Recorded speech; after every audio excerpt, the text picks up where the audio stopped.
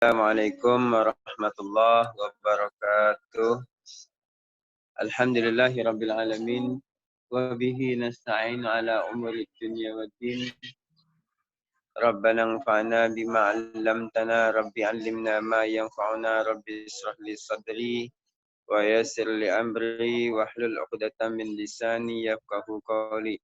Rabbi zidna ilma warzuqna fahma walhiqna bis salihin.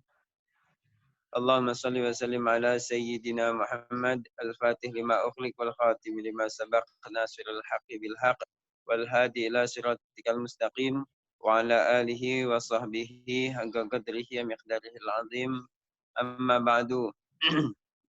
Babul qaul fil haqiqatir riwayah wa ma yattasilu bihi. Bab penjelasan tentang hakikat sebuah riwayat dan perkara yang menyambungkan sebuah riwayat. Al-ikhtiyar fil riwayah ayyurwa al-khabaru bilabdihi. Yang dipilih dalam sebuah riwayat adalah diriwayatkannya sebuah khabar dengan lafadznya. Diqaulihi sallallahu alaihi wasallam, nadarallahu amran sami'a maqalati fawa'aha thumma adaha kama sami'a farubba hamili fiqhin ila man huwa afqahu minhu.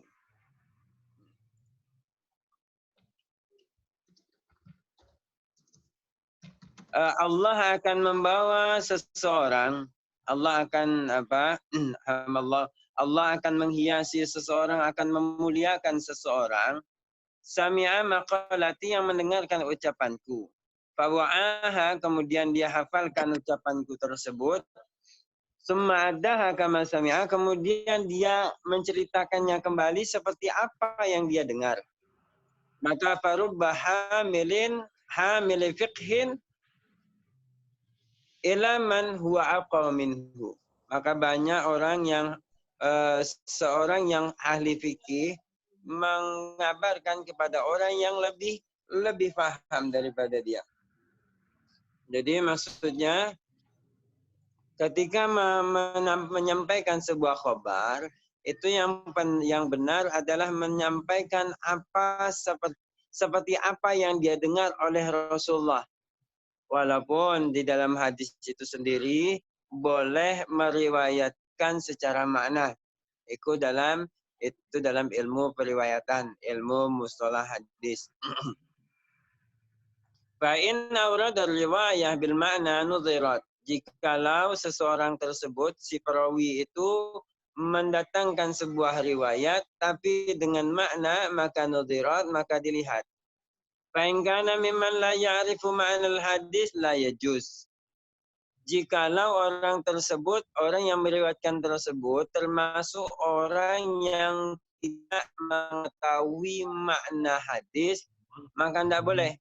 Jadi kalau orang yang meriwayatkan tersebut dia tidak paham apa yang diucapkan oleh Rasulullah, maka harus menyampaikan seperti apa yang dia dengar. Dia tidak boleh menyampaikan berdasarkan asumsi dan kesimpulannya pribadi. Li'annahu la yu'manu an yughayyira ma'nal hadis, karena tidak ada jaminan keamanan mengubah makna hadis tersebut. Wa in kana mimman ya'rifu ma'nal hadis nudhirat. Jikalau yang meriwayatkan tersebut adalah orang yang mengetahui makna hadis, maka dilihat. Fa in kana dzalika fi khabarin muhtamil. Jikalau khabar yang dia dapat dari Rasulullah tersebut merupakan sebuah khabar yang muhtamil, artinya sebuah lafaz yang umum, lafaz yang masih mungkin diarahkan kemana-mana, masih ambigu, belum paten, maka lam yajuz an yarwiya bil makna. Maka tidak boleh seorang periwayat, seorang perawi itu meriwayatkan dengan makna. Jadi tidak boleh dia meriwayatkan hadis dengan makna saja. Li'annahu rubbama naqala bilabdin la yu'addi murad Rasulullah. Li'annahu rubbama naqala bilabdin la yu'addi murad Rasulullah. Karena kenapa tidak boleh meriwayatkan dengan makna? Karena mungkin saja dia itu menukil, memindah sebuah lafaz yang diriwayatkan Rasulullah. Misalkan yang diriwayatkan Rasulullah menggunakan jalasa atau qa'ada. Lalu dia rubah dengan menggunakan lafaz qa'ada atau jalasa. Yang awalnya jalasa dia ganti qa'ada. Yang mana qa'ada ini sama-sama duduk misalkan. Nah, namun dia nggak mengerti kehendak Rasulullah. Qa'ada yang bagaimana, jalasa yang bagaimana. Nah kalau dia termasuk dia tidak boleh. Kalau termasuk orang yang tidak mengetahui makna hadis, maka dia tidak boleh meriwayatkan secara makna saja. Dia harus meriwayatkan sesuai apa yang dia dengar dari Rasulullah Sallallahu Alaihi Wasallam. Fa'ilam ya fala yajuzu ayyan sharifa fihi. Maka dia ini, orang ini tidak boleh mengubah daripada hadis yang dia dengar dari Rasulullah tersebut.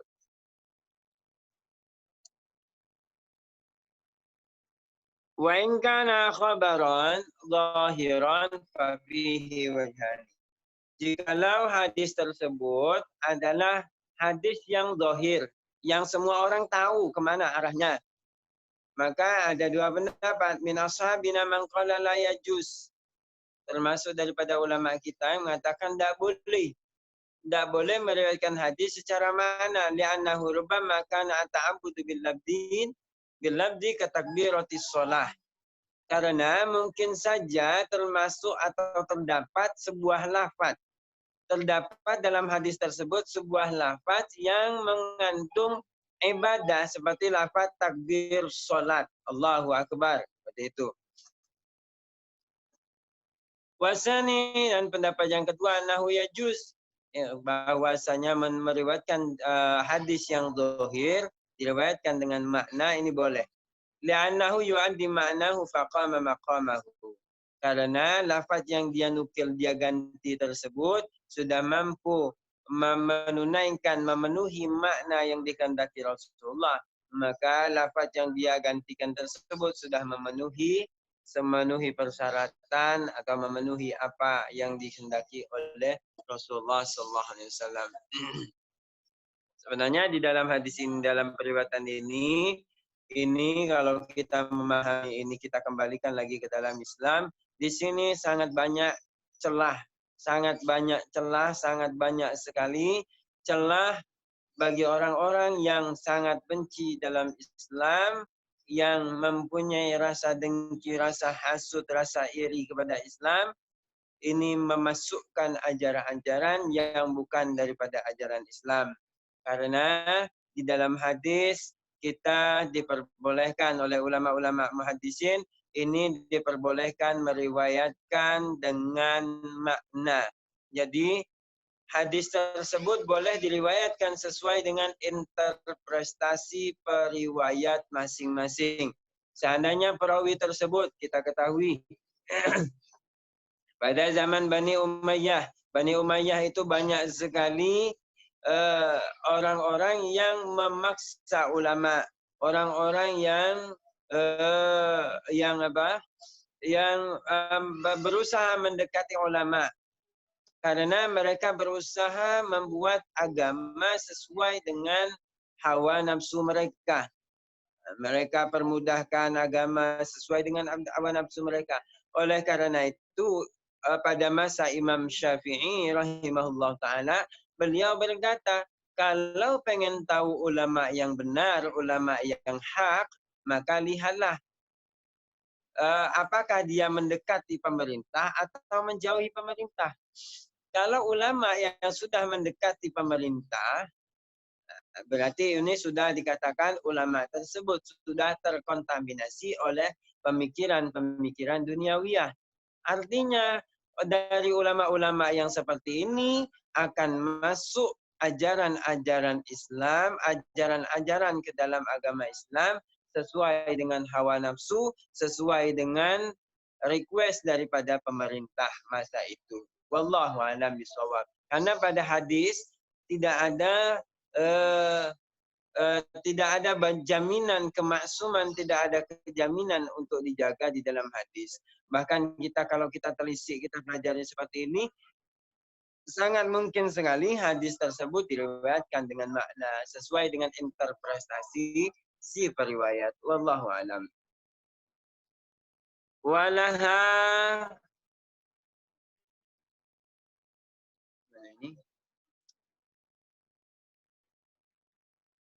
Yang kedua boleh. Kemudian walaha.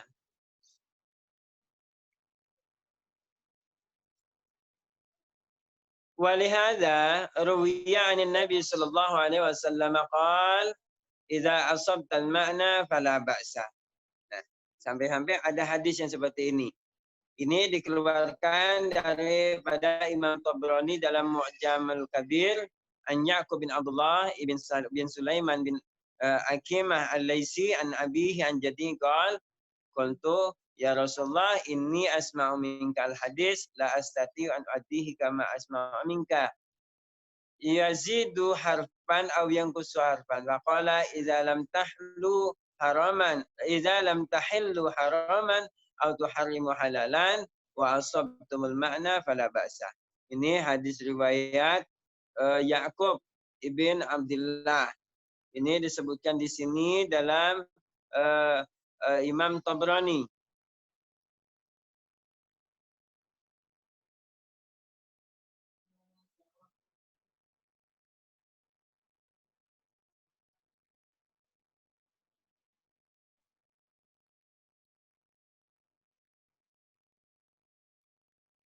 Jadi wallahu alam. Jika sudah pas maknanya maka tidak apa-apa katanya begitu. Seolah-olah Rasulullah memperbolehkan meriwayatkan menulis dan meriwayatkan hadis.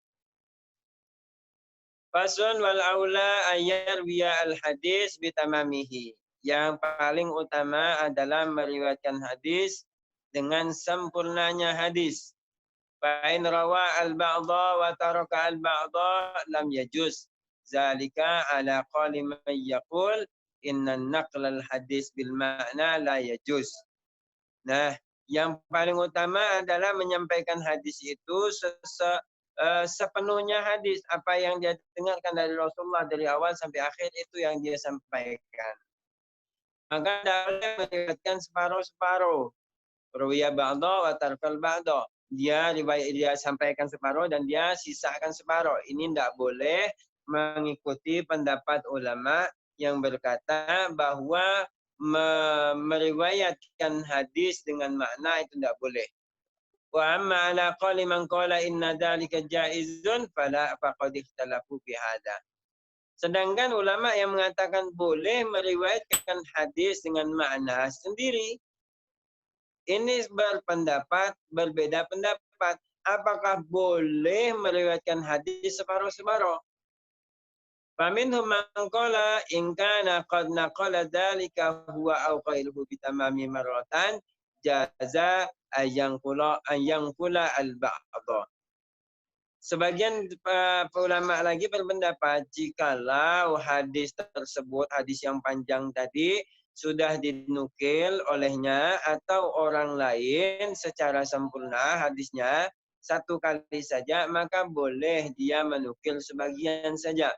Jadi kalau di dalam Bukhari, di dalam Muslim sudah disebutkan hadisnya, panjang lebarnya hadis sudah disebutkan. Lalu dia menukil lagi sebagian daripada hadis tadi, maka boleh. Wa illam yakun qad nukila dzalika la huwa wala ghairu la yajuz. Jikalau belum ada orang yang menukil hadis itu secara keseluruhan, dianya tidak, orang lain pun tidak, maka tidak boleh meriwayatkan separuh-separuh hadis, maka harus diriwayatkan secara sempurna. Wa minhum man qala in kana yata'allaqu ba'dahu bi ba'din lam yajuz.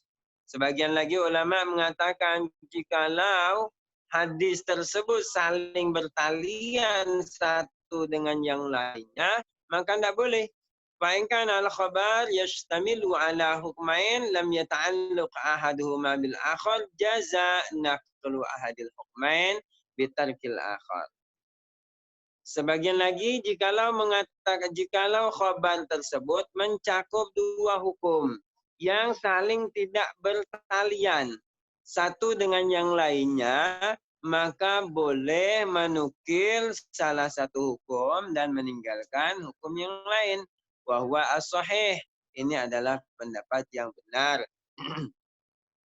Wa minan nasi man qala, dan sebagian lagi ada yang mengatakan tidak boleh. La yajuz bi kulli halin. Di dalam keadaan bagaimanapun kalau meriwayatkan hadis harus utuh dari awal sampai akhir walaupun dalam hadis tersebut mencakup beberapa hukum yang berbeda-beda harus disampaikan seketika itu juga. Tidak boleh dipotong-potong, tidak boleh disampaikan sebagian saja. Harus disampaikan secara utuh. والدليل على الصحيح وهو أنه إذا تعلق بعضه ببعض كان في ترك بعضه تغرير. Dalil atas benarnya, dalil yang benar, dalil ala sahih, dalil yang benar yaitu jikalau sebagian hadis tersebut bertalian dengan sebagian yang lain, maka meninggalkan sebagian tadi, padahal hadis ini bertalian, maka ini termasuk taghrir. Apa itu taghrir? Taghrir itu penipuan, artinya menipu, menyembunyikan sesuatu. Nah, ini tidak boleh. Taghrir, di sana di bawah disebutkan at-taghrir bil ghain al-mu'jamah, khadda' wa ghashin, ya penipuan, ya khas ya penipuan, min gharrahu ay khada'ahu, menipunya, wa waqa'a fi jami'in nasri taqrir bil qaf wa huwa tahrif. Ada sebagian nuskha itu menggunakan takrir. Salah, yang benar ini adalah menggunakan taghrir, menggunakan ain. Wallahu alam bisawab. Rubbama amila bidhahirihi fayuhmalu bisyarti min surutil hukmi. Jikalau hadis tersebut diamalkan dengan amal secara dohirnya hadis, maka fayakhillu bisyartin min surutil hukmi. Seandainya tadi disampaikan hanya sebagian saja, hadis tersebut saling bertalian, saling berhubungan antara satu hukum dengan hukum yang lain, lalu disampaikan sebagian saja, maka akan terjadi apa? Akan terjadi fayakhillu bisyartin min surutil hukmi, akan cacat daripada syarat hukum tersebut karena tidak disampaikan secara utuh. Wa idza lam yata'allaq ba'dahu bi ba'din fa huwa kal khabarain yajuzu naqlu ahadihima dunal akhar. Jikalau hadis tersebut tidak berhubungan, tidak bertalian satu dengan yang lainnya, maka dia seperti dua hukum. Maka boleh menukil atau menyampaikan salah satu di antara keduanya, tidak yang lain. Yang satu disampaikan, yang satu tidak disampaikan. Faslun wallahu alam bisawab 250. Mungkin dari peserta semuanya ada yang ingin bertanya, saya buka sesi pertanyaan, silakan mic-nya dihidupkan.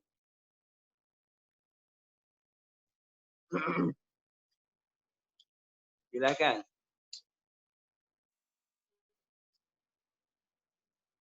Masih membahas tentang penyampaikan sebuah hadis.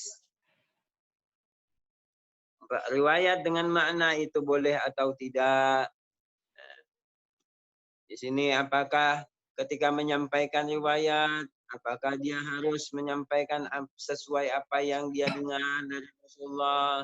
Apakah boleh meriwayatkan dengan bermakna, dengan lafaz yang berbeda namun makna yang sama, dengan berbagai macam perkhilafan tadi, ya seperti itulah. Kemudian ada lagi, apakah boleh menyampaikan hadis tersebut harus sempurna, apa boleh menyampaikan sebagian dan sebagian saja. Sebagian tidak disampaikan, sebagian disampaikan. Apakah boleh seperti itu? Juga sudah dijelaskan.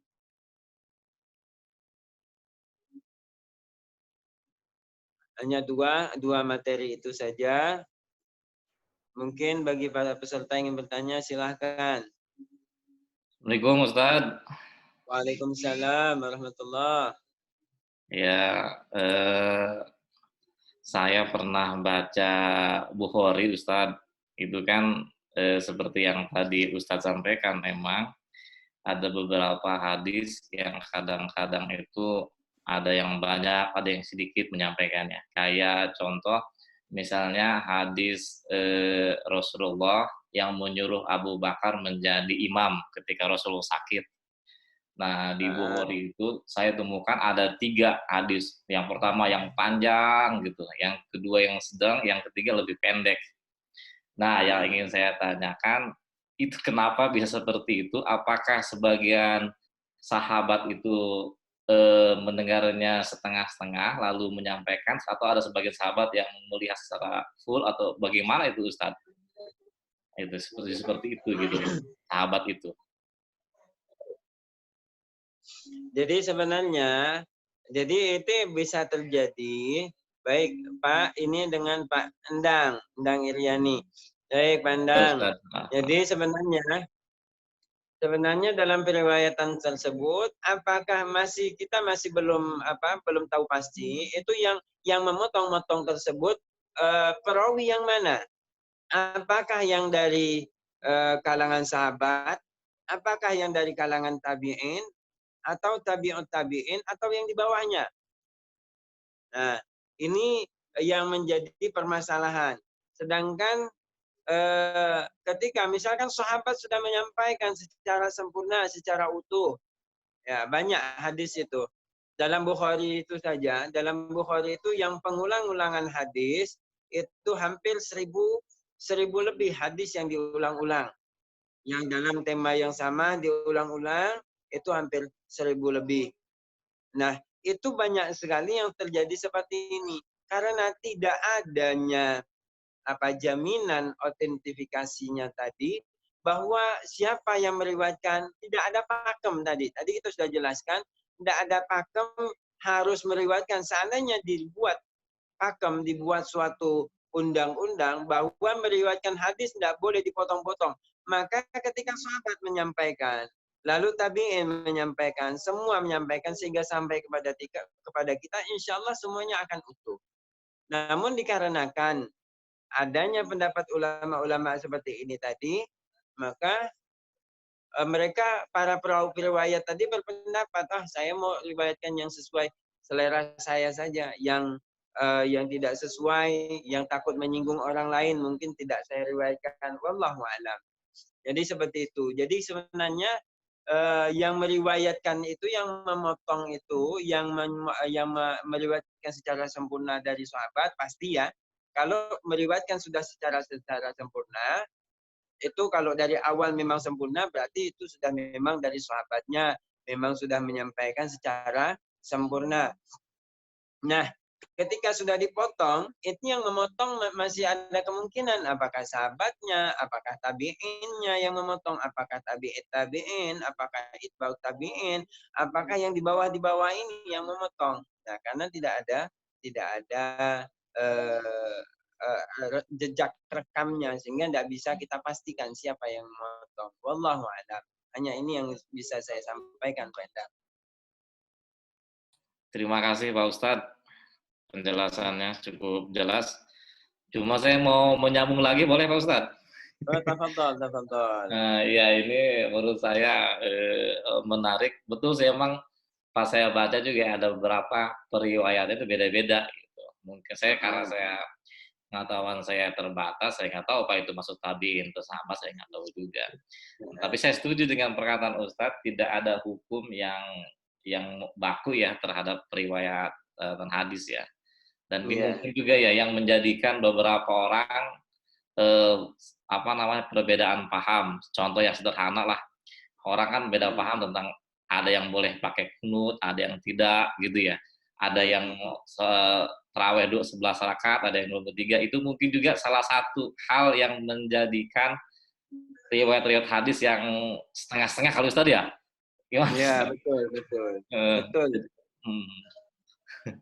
Ya, itu Jadinya mungkin. kalau kita mau apa? Kalau kita mau studi kritis, kalau kita mau belak-belakan istilah Jawa, kita mau apa? Mau jujur, sebenarnya yang membuat perkhilafan semakin meruncing itu sebenarnya hadis. Jadi semakin apa? Semakin orang tersebut memperdalami hadis, maka dia akan terjerembab kepada eh, ke dalam lembah perkhilafan yang tidak akan ada akhirnya. Karena awal muara daripada perkhilafan itu ketika hanya berlandaskan kepada hadis, tidak mau kembali kepada Al-Quran. Itu kalau menurut pandangan saya. Jadi sebenarnya seperti itu, Mbak Andam. Jadi kita tetap berpegang kepada hadis, bukan berarti kita ini berlepas tangan kepada hadis. Namun kita harus memahami, harus meneliti hadis-hadis yang benar-benar sejalan, yang selaras, yang tidak bertentangan dengan Al-Quran, yang tidak dicurigai perawinya. Mungkin ada hadis sahih, namun isinya hadis tersebut yang meriwayatkan orang-orang yang terpercaya, orang-orang siqah, orang-orang yang rojul-rojul yang sahih-sahih. Namun ternyata isi daripada hadis tersebut bertentangan dengan Al-Quran. Nah ini juga perlu kita waspadai. Apa ada Ustaz? Ada hadisnya sahih, namun bertentangan Al-Quran. Oh banyak seperti itu. Yang hadis itu akhirnya para ulama hanya diam saja, tidak berkomentar tentang hadis itu. Di antaranya saya kasih contoh, di antaranya hadis Rodo'ul Kabir, menyusui orang besar, menyusui orang dewasa. Kalau pengen orang dewasa itu menjadi mahramnya maka disusui. Ini terdapat di dalam kitab-kitab hadis yang sahih, derajat hadis yang sahih. Periwayatnya adalah orang-orang terpercaya. Namun hadis tersebut matanya sangat bertentangan dengan Al-Quran, sangat tidak selaras, tidak sejalan dengan syariat Islam, tidak sesuai dengan kemanusiaan, tidak sesuai dengan akal. Masa ada orang besar udah jenggotan mau disusui agar dia menjadi mahram. Ini kan sangat tidak pantas dan sangat dipertanyakan bahwa itu adalah sebuah ajaran agama. Wallahu alam. Ya mungkin ada yang lain lagi atau masih pandang pengen bertanya lagi, silahkan. Terima kasih Pak Ustadz, sudah jelas. Silakan yang lain. Silakan yang lain. Pak host, mungkin ini ada hostnya, ada Pak Abdussalam.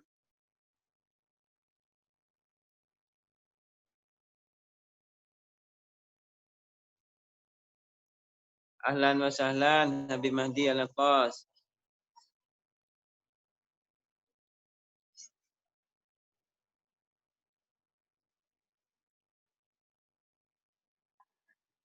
Tafadhal, Habib, kalau mau tanya Habib.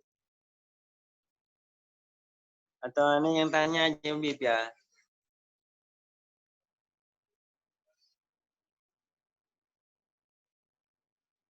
Ini masih ada, kalau di jam saya masih ada 9 menit lagi. Kita masih punya waktu 9 menit. Ya sekiranya sudah tidak ada yang mau bertanya, karena materinya pun sudah cukup, sudah kita bahas tadi, sudah sampai ke halaman 250. Kita cukupkan saja kalau begitu. Baik, mari kita bersama-sama membaca doa.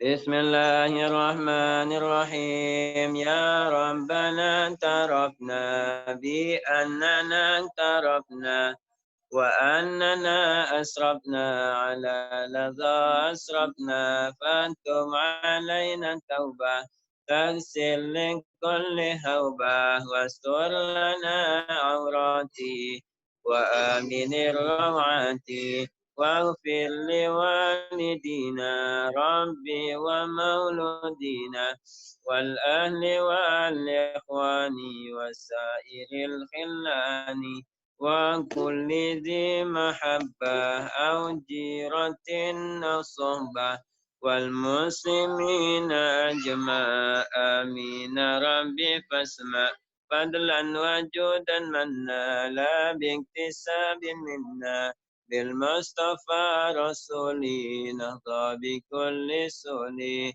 صلى وسلم ربي عليه أنت الحبي وآله وصحبه عداد الصحب والحمد لله في البدء والتناهي قبول والعفو منكم wabillahi taufiq wal hidayah wal ridha wal inayah. Semoga bermanfaat bagi al-fakir, bagi hadirin semua.